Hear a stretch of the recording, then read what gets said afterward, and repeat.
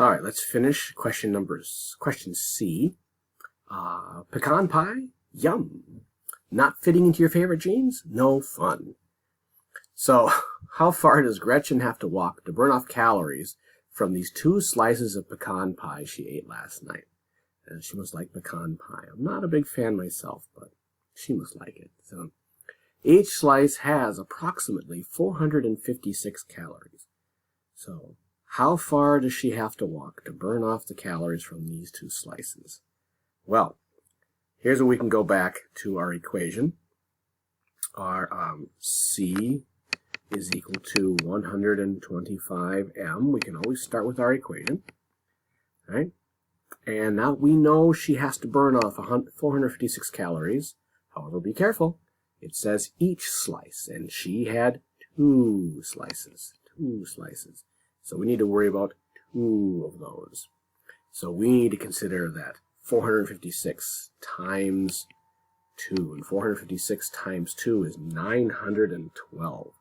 912. So we were going to put 912 calories in for C. And then we'll have our equation this way. 912 calories equals 125 times the number of miles. Now we can divide that way. So we're going to get 912 divided by 125.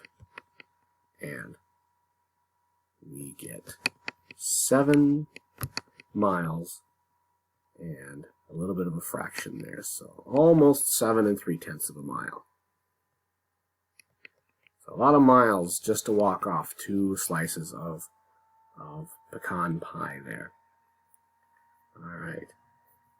Now let's take a look at another way to solve question B, just a different take on it. Okay, so I'm going to start with a blank page here. Again, we're looking at question B, just a different way to look at question B. Question B was, again, if she walks 3 4/10 miles per hour,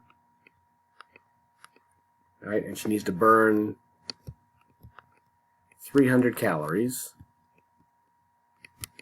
300 calories. How long will it take her? How many minutes will it take her if she normally walks 3.4 miles per hour? Well, there's another formula that's often used in calculating distance and speed. We have this formula, this equation, which is often written as d for distance is equal to speed or rate times the time. You can also think of this as, since speed is miles per hour, I'll even write it like this, miles per hour. Well, what is miles? Miles is a distance.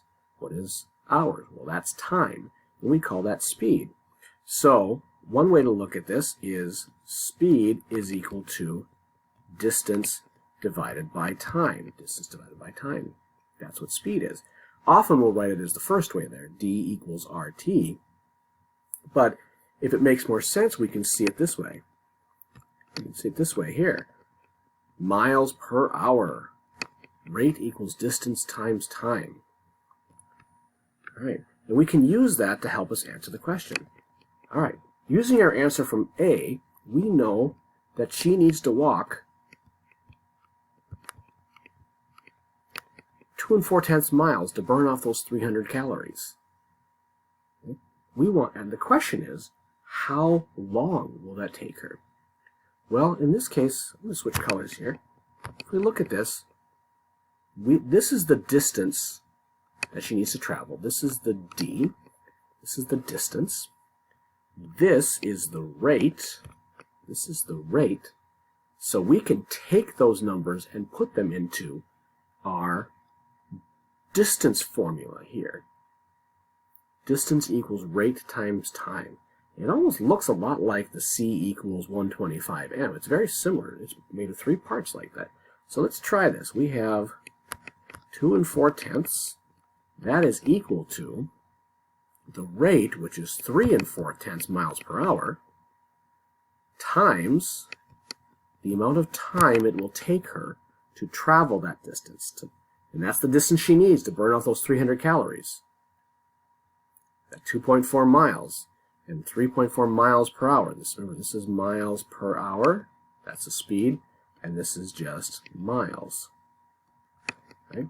Now, just like the other equation, just like c equals 125m, because we don't know the t, we can just simply divide. I'm going to split my left and right sides again. We can just simply divide by 3.4 on both sides. Right? 3.4 is canceled out, leaving us just with time only, t for time, and 2.4 divided by 3.4. All right, let's get our handy-dandy calculator out.